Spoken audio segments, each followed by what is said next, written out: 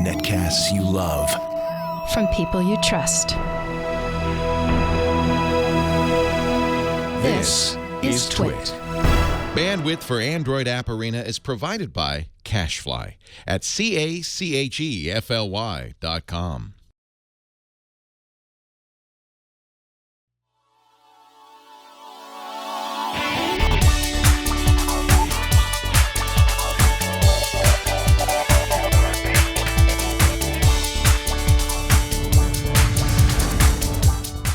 This is Android App Arena, episode 110 for Wednesday, August 10th, 2016. Options for cord cutters. This episode of Android App Arena is brought to you by the Ring Video Doorbell. With Ring, you can see and talk to anyone at your door from anywhere in the world using your smartphone. It's like caller ID for your home. Go to ring.com/arena and get $50 off one of their Ring of Security kits, the Bundle Kit or Pro Bundle Kit with their limited time offer. Hello, everyone, and welcome to another episode of Android App Arena. I'm your host, Jason Howell. I cut the cord for TV in our home a few months back, and for the most part, haven't really missed having live TV at all. I actually get a lot of stuff done now that I'm not watching junk food TV when I'm bored. Any content we really need can be usually found on Netflix or our Amazon Prime Video account, along with my purchased video library on Google Play Movies, and if I need to rent something, maybe Vudu. I have a decent video library at home as well, and in our living room is a PlayStation 3 that acts as our hub on the TV for most of the stuff that we watch, accessing everything I spelled out above. In today's show, I'm going to be featuring only 2 apps. But I'm going to go into a bit further detail as these apps, I think, require. First, I'm going to show off one of the premier apps for media center style content management. And second, I'll show off an awesome option for cord cutters who want intermittent access to the live TV content they did away with when cutting the cord. So let's dive into 2 apps that I use as a cord cutter in this week's roundup. Anyone with a home theater PC rig will tell you that what you really want is a setup that is easy for the family to control in the living room environment and isn't marred by complex advanced settings and tiny, hard-to-read text. But you also need to have wide support for file formats, because when it comes to media content on the web, you never really know what you're going to get. VLC has historically been my media player of choice for that reason. It takes almost everything I throw at it and makes it playable.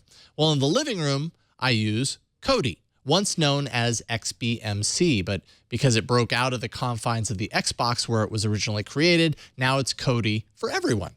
Kodi can run on a PC or Mac and serve content to devices like my PlayStation 3, which is what I have set up at home. But today, we'll take a look at the app on Android because it's incredibly customizable in interesting ways. Here is the main screen for Kodi. This bar actually slides to the left and the right, and that reveals the different types of content that I can maneuver from the interface. First, photos. Here, I'll go ahead and tap on add-ons, and yes, any photos that I've stored on my device can be browsed to from here, as you would expect, but it goes beyond that, and this will reveal the power of Kodi. I'll tap Picture Add-ons, and then Get More. Kodi will load up a long list of third-party plugins for all types of services, allowing me to import feeds like the XKCD image of the day, or a plugin to search and save Google images. There's Cyanide and Happiness webcomics, and so much more. Now, going out to the main screen, there's videos, the section here, where again, I can access any videos stored on my device as you might expect, but video add-ons is where things get interesting. I have the Twit add-on installed, so all shows are available at my fingertips and updated dynamically. College Humor, Food Network, all sorts of sports, including NBA and NFL. There's TED Talks, and so much more. The list is gigantic. Then we'll take a look at the category for music that's stored on my device. And yes, you guessed it, music add-ons. For adding all sorts of music discovery feeds, there's streaming radio stations and cloud libraries that tie into your own accounts. Then there are programs. These are actually third-party options that can be added to allow Kodi to interface with pretty much anything. Databases we've covered on this show before in the past, like Tract, TV Guide, CD Art, even controls for your Sonos hardware, all from inside the Kodi software. And that's not all. If you go into system settings to configure add-ons, you can install add-on packs from repositories which aren't even listed by default. But that gives you access to a number of legitimate and illegitimate ways to access all kinds of media content. Just a blanket warning right now. It is not difficult to trip over content that is almost certainly unauthorized, so do be warned. But this kind of illustrates, at the very least, the flexibility and customizability of Kodi for Android. It's really quite impressive, to be honest. Honestly, I find the interface to be a bit more ideal for the living room environment than on that phone touchscreen. Touch points are a bit too small for my taste here. But you overlook that when it comes to all the things that you can do with Kodi when you take the time to set it up to begin with. Find Kodi in the Play Store for free. Okay, so that's how I manage my media at home. And next I'm going to show you how I drop into having live TV in an on-demand sort of way. It's super cool. But first, let's take a minute to thank the Ring Video Doorbell. They're the sponsor of this episode. There's a home burglary every 13 seconds. Most burglaries happen in broad daylight. Burglars will often ring your doorbell to make sure you're away before they break in. Well, the Ring Video Doorbell has been proven to stop burglaries before they even happen. That allows you to see and speak to anyone approaching your door using your smartphone. Now, Ring is using their advanced motion detection technology to protect your entire property with their Ring of Security Bundle Kit or the Pro Bundle Kit. Both kits include a Ring Video Doorbell, stick-up cam, chime, and solar panel. The Pro Bundle includes a slim Video Doorbell Pro, has crystal clear 1080p HD video and night vision, which is really nice. It's hardwired, so it never needs a charge, which is perfect. The wireless and weatherproof HD stick-up cam keeps an eye on other parts of your property, wherever you happen to place it. It allows you to hear and speak to visitors with two-way talk. And with their optional cloud video recording, you can easily capture and share video with family, friends, or law enforcement as needed. Plug the chime into any standard power outlet inside your home to know when you have a visitor. Even if your phone happens to be left in the other room, you'll still hear it with the chime that's plugged in there. The Ring Video Doorbell and stick-up cam install in just minutes, and working together, they provide 24/7 monitoring of your entire home, whether you're in the living room or thousands of miles away. Join the hundreds of thousands who protect their home with Ring. For a limited time, Android App Arena listeners can save $50 off one of their Ring of Security kits. That's the Bundle Kit or Pro Bundle Kit. Go to ring.com/arena and take advantage of the lowest price anywhere. That's ring.com/arena. All right, so let's take a look at a new discovery in my living room anyway that was basically hidden away inside our PlayStation 3. And honestly, before I played around with this next app, I had no clue the awesomeness that was waiting for me. Let's take a look. Now, having cut the cord a few months back, I found myself in a predicament. The Olympics were right around the corner, and at least in my home, HD antennas seemed to do nothing where we're located. So if our family wanted to watch, we had to investigate some alternative ways to tune in. We considered Sling TV and PlayStation Vue and ultimately pulled the trigger on the latter. It's more expensive, but has features that we were willing to pay extra for. We signed up for the $39.99 per month plan. No contracts, by the way, so I can cancel anytime. That gives us access to all of our local networks, plus around 60 channels, most of which I wouldn't consider throwaway add-ins. They're actually really great channels. Here's the main page of the app. Up top is a carousel of hit shows, and you see in the corner that little plus icon? Any show can be added to my personalized My Shows list. And what that does is record any episodes of that show that air from that point forward. PlayStation Vue offers cloud DVR, which is perfect for the Olympics.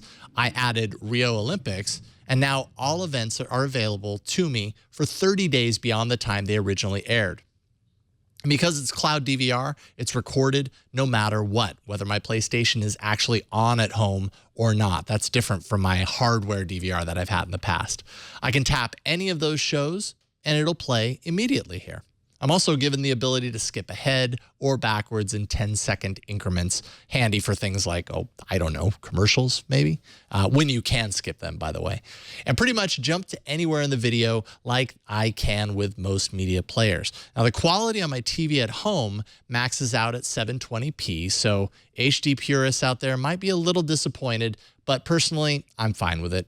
On mobile, the quality looks great to my eyes as HD is streamed with adaptive bitrate that balances clarity with lower data consumption. So that's DVR, but I can jump to live TV at any time. And here I'm shown thumbnails for each show that is currently live on all of my channels. This makes it easy to pick based on the show imagery as opposed to a giant unwieldy text-based guide, which by the way, you do see when using PlayStation Vue on the game console, but I don't know, it works there. But for mobile, this is much preferred in my opinion. You tap a show and that'll jump you right to it. Cloud DVR functionality holds on to the past 30 minutes of any live content that you happen to be watching. And on some shows, you're told once you load it up that you can tap at the beginning of the timeline to start that show over from the very beginning, which means even if you don't DVR that show, you can still catch up from the start. After all, PlayStation Vue is capturing all of this content in the cloud anyways, but again, that isn't supported by all of the shows, so your mileage may vary. And if there are certain channels you care about and certain ones that you don't, you can mark your favorite channels so they're at least a little easier to find later, and that keeps the rest out. With the Access plan at $39.99, that's the plan I have, I get everything I really want this month with no contract. That means I can cancel it before the new month begins, which means I can jump into having TV when I really feel like I need it and out when I'm simply too busy with life to watch.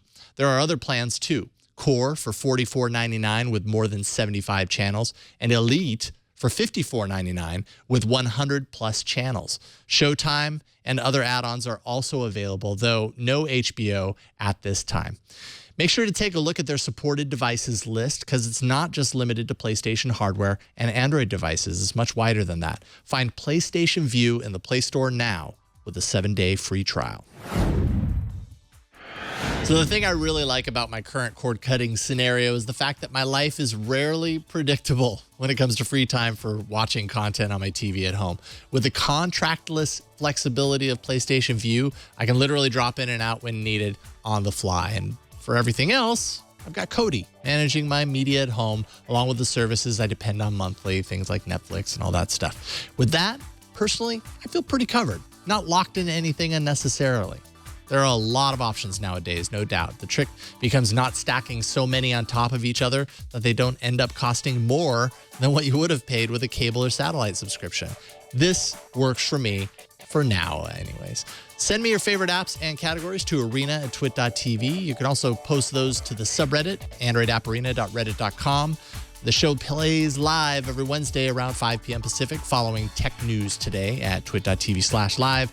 A new episode will appear later that evening in the feeds and on the show page at twit.tv/arena. All right, that's it, folks. Thank you so much for joining me today. My name is Jason Howell, and I'll see you next week in the arena.